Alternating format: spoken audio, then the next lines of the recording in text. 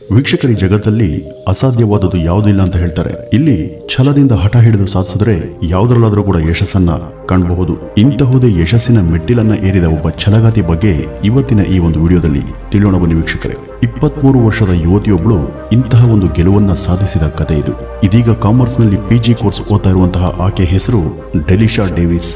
ಡೆಲಿಶಾ ಕೇರಳದವರು. ಕೇರಳದ ಮೊದಲ ಲಾರಿ ಚಾಲಕಿ ಎಂಬ ಹೆಗ್ಗಳಿಕೆ ಈಕೆಯದ್ದು.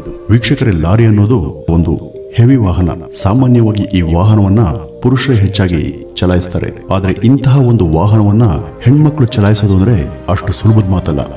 ನಮ್ಮಲ್ಲಿ ಬಸ್, ಟ್ರ್ಯಾಕ್ಟರ್, ಆಟೋ, ಕಾರ್, ವಿಮಾನ ಈ ರೀತಿ ಇತ್ಯಾದಿ ವಾಹನಗಳಲ್ಲಿ ಮೇಲುಗೈ ಸಾಧಿಸಿದ ಅನೇಕ ಮಹಿಳಾ ಮಣಿಗಳಿದ್ದಾರೆ. ಕೇರಳದಲ್ಲಿ ಲಾರಿ ಓಡಿಸುವ ಪ್ರಪ್ರಥಮ ಮಹಿಳೆ ಎಂಬ ಕೀರ್ತಿ ಡೆಲಿಶಾರದ್ದು. PG ಪದವಿಯನ್ನು ಓದುತ್ತಲೇ ಜೀವನಾಧಾರಕ್ಕಾಗಿ ಲಾರಿ ಡ್ರೈವಿಂಗ್ ವೃತ್ತಿ ಮಾಡ್ತಾ ಇರುವಂತಹ ಅವರ ಕಥೆಯೇ ರೋಚಕ. ವೀಕ್ಷಕರೇ, ಕೇರಳದ ತ್ರಿಸೂರ್ನವರಾದಂತಹ ಡೆಲಿಶಾ ಅಲ್ಲಿನ ಸಾಧಾರಣ ಕುಟುಂಬವೊಂದರಲ್ಲಿ ಜನಿಸ್ತಾರೆ. ಇನ್ನು ಅವ್ರ ಜೀವನ ಹೇಳಿಕೊಳ್ಳುವಷ್ಟು ಅನುಕೂಲಕರವಾಗಿರಲಿಲ್ಲ. ಆಕೆಯ ತಂದೆ ಡೇವಿಸ್ ಕೂಡ ಒಬ್ಬ ಲಾರಿ ಡ್ರೈವರ್ ಆಗಿದ್ದವರು. ಹೆಚ್ಚು ಓದದ ಡೇವಿಸ್ ಜೀವನ ನಿರ್ವಹಣೆಗಾಗಿ ಲಾರಿ ಚಾಲಕ ವೃತ್ತಿಯಲ್ಲಿದ್ರು. ಇದಕ್ಕಿಂತ ಹೆಚ್ಚಿನ ವರಮಾನ ನೀಡಬಲ್ಲ ಇತರ ಉದ್ಯೋಗ ಮಾಡುವಂತಹ ಶಕ್ತಿ ಹಾಗೂ ಅನುಕೂಲ ಅವರಿಗೆ ಇರಲಿಲ್ಲ. ಆಗಿನ ಕಾಲದಲ್ಲಿ ಲಾರಿ ಚಾಲಕರಿಗೆ ಸಿಗುತ್ತಿದ್ದ ಆ ಚಿಕ್ಕಾಸಿನ ಆದಾಯದಲ್ಲಿ ಡೇವಿಸ್ ತಮ್ಮ ಮನೆ ಹಾಗೂ ಕುಟುಂಬವನ್ನ ಪೋಷಣೆ ಮಾಡ್ತಾ ಇದ್ರು. ಇನ್ನು ಈ ಡೆಲಿಶಾ ಚಿಕ್ಕಂದಿನಿಂದಲೂ ಓದಿನಲ್ಲಿ ಚುರುಕಾದ ಹುಡುಗಿ. ಆಕೆಯ ಓದಿಗೆ ಯಾವ ವಿಧದ ತೊಂದರೆ ಕೂಡ ಆಗಬಾರ್ದು ಅಂತ ಡೇವಿಸ್ ಕಷ್ಟಪಟ್ಟು ಮಗಳನ್ನ ಓದಿಸಿದ್ರು. ಡೆಲಿಶಾ ಪ್ರಾಥಮಿಕ ಶಾಲಾ ಹಂತಕ್ಕೆ ಬರುವ ಹೊತ್ತಿಗಾಗಲೇ ಆಕೆ ತಂದೆ ಪಡ್ತಾ ಇದ್ದಂತಹ ಕಷ್ಟ ಅರ್ಥವಾಗಿತ್ತು. ಕುಟುಂಬವನ್ನು ಸಾಕಲು ಅವ್ರ ತಂದೆ ಪಡ್ತಿದ್ದಂತಹ ಕಷ್ಟಗಳು, ಶ್ರಮಗಳು ಇವೆಲ್ಲ ಆಕೆ ಮೇಲೆ ತುಂಬಾ ಗಾಢವಾಗಿ ಪರಿಣಾಮ ಬೀರಿದ್ವು. ನಾನು ಕೂಡ ನನ್ನ ತಂದೆಗೆ ಸಹಾಯ ಮಾಡಬೇಕು ಎಂಬ ಮನೋಧರ್ಮ ಆಕೆಯಲ್ಲಿ ಬೆಳೀತು. ಇದನ್ನ ಆಕೆ ತಂದೆಗೆ ತಿಳಿಸಿದಾಗ ನಸುನಕ್ಕ ಅವರು, ನೀನ್ ಮೊದಲು ಚೆನ್ನಾಗಿ ಓದು, ಆ ಬಳಿಕ ಸಹಾಯ ಮಾಡುವಂತೆ ಅಂತ ಹೇಳಿದ್ರು. ಡೇವಿಸ್ ಹಲವು ವೇಳೆಗಳಲ್ಲಿ ನಿದ್ದೆ ಹಾಗೂ ಊಟವನ್ನು ಬಿಟ್ಟು ಕೂಡ ಕೆಲಸ ಮಾಡ್ತಾ ಇದ್ರು. ಡೆಲಿಶಾಗೆ ತಾನು ಬೆಳೆದಂತೆಲ್ಲ ನಾನು ಕೂಡ ಮುಂದೆ ಓರ್ವ ಲಾರಿ ಚಾಲಕಿಯಾಗಿ ತಂದೆಯ ಕೆಲಸಕ್ಕೆ ನೆರವಾಗಬೇಕೆಂಬ ಹಠ ಇಮ್ಮಡಿಯಾಗಿತ್ತು. ಅದನ್ನೇ ತಂದೆಗೆ ಆಕೆ ತಿಳಿಸ್ತಾಳೆ ಕೂಡ. ಮಗಳ ಹಠವನ್ನು ಗಮನಿಸಿದ ಡೇವಿಸ್, ನೀನು ಮೊದಲು 2 ವೀಲರ್ ಚಾಲನೆಯನ್ನ ಕಲ್ತ್ಕೋ, ಆ ನಂತರ 4 ವೀಲರ್ ಕಲಿ.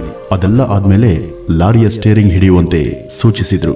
ತಂದೆಯ ಸೂಚನೆಯಂತೆ ಡೆಲಿಶಾ ತಾನು ಹೈಸ್ಕೂಲ್ನಲ್ಲಿರುವಾಗಲೇ ತನ್ನ ಸ್ನೇಹಿತರ ಸಹಾಯದಿಂದ ಮೊದಲ ಸ್ಕೂಟಿ ಓಡಿಸೋದನ್ನ ಕಲ್ತ್ಲು. ಅದಾದ ಬಳಿಕ ಹೋಂಡಾ ಬೈಕ್ ಓಡಿಸುವ ಮೂಲಕ ಗೇರ್ ಗಾಡಿಗಳನ್ನು ಕೂಡ ಡೆಲಿಶಾ ಕಲಿತಾಳೆ. ಈ ಎಲ್ಲಾ ಬಗೆಯ ದ್ವಿಚಕ್ರ ವಾಹನಗಳ ಚಾಲನೆಯಲ್ಲಿ ಪಳಗಿದ ಆಕೆಗೆ ಈಗ ಕಾರ್ ಕಲಿಯುವ ತವಕ ಇತ್ತು. ಆದ್ರೆ ಕಾರ್ ಕಲಿಯುವುದು ಆಕೆಯ ಪಾಲಿಗೆ ಕಷ್ಟದ ಕೆಲಸವಾಗಿತ್ತು. ಯಾಕೆಂದ್ರೆ ಈ ಮುನ್ನ ಆಕೆ 2 ವೀಲರ್ಗಳನ್ನ ತನ್ನ ಸ್ನೇಹಿತರ ಸಹಾಯದಿಂದ ಬೇಗನೆ ಕಲ್ತಿದ್ಲು. ಈಗ ಕಾರ್ ಕಲಿಯಲು ಇದ್ದ ಅಡ್ಡಿ ಅಂದ್ರೆ ಆಕೆಗೆ ಕಾರ್ ಇದ್ದಂತಹ ಗೆಳೆಯ ಗೆಳತಿಯರು ಯಾರೂ ಇರಲಿಲ್ಲ. ಆದ್ರೂ ಕೂಡ 4 ವೀಲರ್ ಚಾಲನೆ ಕಲಿಯಲೇಬೇಕಿತ್ತು. ಹೀಗಾಗಿ ತುಸು ಕಷ್ಟವಾದ್ರೂ ಪರವಾಗಿಲ್ಲ ಅಂತ ತಂದೆಯನ್ನ ಒತ್ತಾಯಿಸಿ ಹತ್ತಿರದ ಡ್ರೈವಿಂಗ್ ಸ್ಕೂಲ್ಗೆ ಸೇರಿ 1 ತಿಂಗಳ ಒಳಗಾಗಿ ಕಾರ್ ಚಾಲನೆಯಲ್ಲೂ ಕೂಡ ಡೆಲಿಶಾ ನಿಸ್ಸೀಮರಾಗ್ತಾರೆ. ಕೇವಲ 16 ವರ್ಷದಲ್ಲೇ ಆಕೆ ಎಲ್ಲಾ ಬಗೆಯ 2 ಹಾಗೂ 4 ವೀಲರ್ ಚಾಲನೆಯಲ್ಲಿ ಪಳಗಿದ್ಲು. ಆದ್ರೆ ಆಕೆ ಇನ್ನು ಅಪ್ರಾಪ್ತೆಯಾದ ಕಾರಣ ಆಕೆಗೆ ಡ್ರೈವಿಂಗ್ ಲೈಸೆನ್ಸ್ ಸಿಗ್ಲಿಲ್ಲ. ಅದಕ್ಕೆ ಅರ್ಜಿ ಹಾಕೋದಕ್ಕೆ ಕನಿಷ್ಠ 12 ವರ್ಷ ಆಕೆ ಕಾಯಲೇಬೇಕಿತ್ತು. ತಾನು 4 ವೀಲರ್ ಚಾಲನೆ ಕಲಿತ ಬಳಿಕ ಲಾರಿ ಕಲಿತು ತಂದೆಗೆ ಸಹಾಯ ಮಾಡುವ ಇರಾದೆ ವ್ಯಕ್ತಪಡಿಸಿದಾಗ, ನೀನು ಓದ್ತಿರುವಂತಹ ಹುಡುಗಿ, ಚೆನ್ನಾಗಿ ಓದಿ AC ರೂಮಲ್ಲಿ ಕುಳಿತು ಒಳ್ಳೆಯ ಉದ್ಯೋಗದಲ್ಲಿ ನೀನಿರ್ಬೇಕು, ಇದೆಲ್ಲ ಯಾಕೆ ನಿನಗೆ ಅಂತ ಅವರು ಹೇಳಿದ್ರು. ಆಗ ಡೆಲಿಶಾ ತಾನು PG ಕೋರ್ಸ್ ಅನ್ನ ಮುಗಿಸಿದ ಬಳಿಕ ಅಂತಹ ಕೆಲಸವನ್ನ ಮಾಡುವೆ ಅಂತ ಹೇಳ್ತಾಳೆ. ಡೆಲಿಶಾಗೆ 18 ವರ್ಷವಾದಾಗ ಆಕೆ ಅದಾಗ್ಲೇ ಲಾರಿ ಚಾಲನೆಯಲ್ಲಿ ಪರ್ಫೆಕ್ಟ್ ಆಗಿದ್ಲು. ಅಲ್ಲಿನ RTO ಕಚೇರಿಯಲ್ಲಿ ಲಾರಿಯನ್ನ ಯಶಸ್ವಿಯಾಗಿ ಓಡಿಸಿ ಹೆವಿ DL ದಕ್ಕಿಸಿಕೊಂಡಂತಹ ಡೆಲಿಶಾ ತನ್ನ ಪದವಿ ಮುಗಿಸಿ PGಗೆ ಸೇರ್ತಾಳೆ.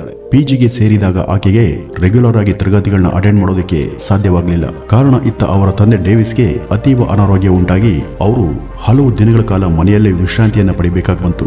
ಆಗ ಡೆಲಿಶಾ ತಂದೆಯ ಬದಲು ತಾನೇ ಅವರ ಕೆಲಸವನ್ನ ಮುಂದುವರಿಸೋದಕ್ಕೆ ನಿರ್ಧರಿಸ್ತಾರೆ. ಇಂತಹ ತುರ್ತು ಸಂದರ್ಭದಲ್ಲಿ ಇದಕ್ಕೆ ಇಲ್ಲ ಅನ್ನೋದಕ್ಕೂ ಆಗದೆ ಒಪ್ಪಿಕೊಳ್ಳಲು ಆಗದೆ ದ್ವಂದ್ವದಲ್ಲಿ ಡೇವಿಸ್ ಮಗಳನ್ನ ಸ್ಟೇರಿಂಗ್ ಮುಂದೆ ಕೂರಿಸಿ ತಾವು ಕೂಡ ಆಕೆ ಪಕ್ಕ ಕುಳಿತು ಹೊರಡ್ತಾರೆ.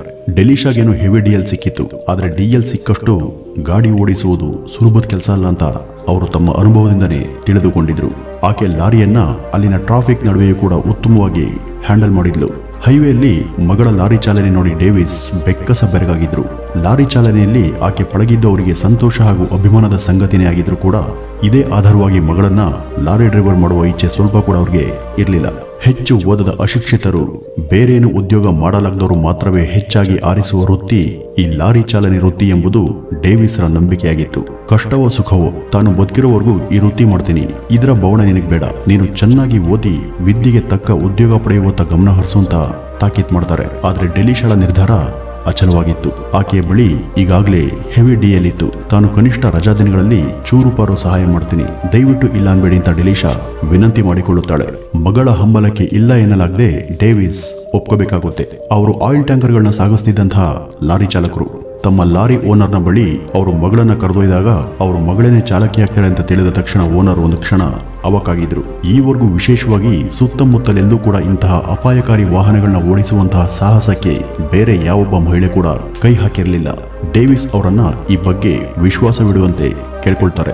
ಸರಿ, ಪೇಮೆಂಟ್ ತುಸು ಹೆಚ್ಚು ಕಮ್ಮಿ ಆದ್ರೂ ಕೂಡ ಚಿಂತೆ ಇಲ್ಲ, ಅಟ್ಲೀಸ್ಟ್ ಅವರು ಇದಕ್ಕೆ ಒಪ್ಪಿದ್ರಲ್ಲ ಅದೇ ಸಾಕುವಂತ ಮಗಳನ್ನ ಅಲ್ಲಿಯೇ ಕೆಲಸಕ್ಕೆ ಸೇರಿಸ್ತಾರೆ ಡೇವಿಸ್.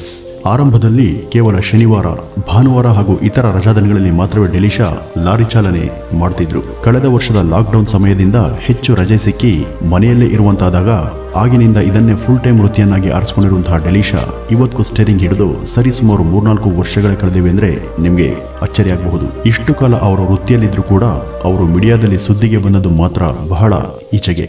ಒಂದು ಸಾರಿ ಅವರನ್ನ ಅಲ್ಲಿನ ಹೈವೇ ಬಳಿಯ ಒಂದು ಸರ್ಕಲ್ ನಲ್ಲಿ ಅವರನ್ನ ಗಮನಿಸಿದ ಓರ್ವ ಟ್ರಾಫಿಕ್ ಅಧಿಕಾರಿಯೊಬ್ಬರು ತಮ್ಮ ಮುಂದೆಯೇ ಲಾರಿಯಲ್ಲಿ ಡೆಲಿಶಾ ಪಾಸ್ ಆದದನ್ನ ನೋಡಿ ಅಚ್ಚರಿ ಪಡ್ತಾರೆ.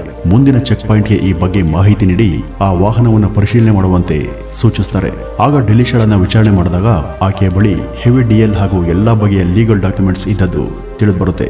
3-4 ವರ್ಷಗಳಿಂದಲೂ ಆಕೆ ಈ ವೃತ್ತಿಯಲ್ಲಿದ್ದುದರ ಬಗ್ಗೆ ಅಧಿಕಾರಿಗಳಿಗೆ ಗೊತ್ತಾಗಿ ಆಶ್ಚರ್ಯಚಕಿತರಾಗ್ತಾರೆ.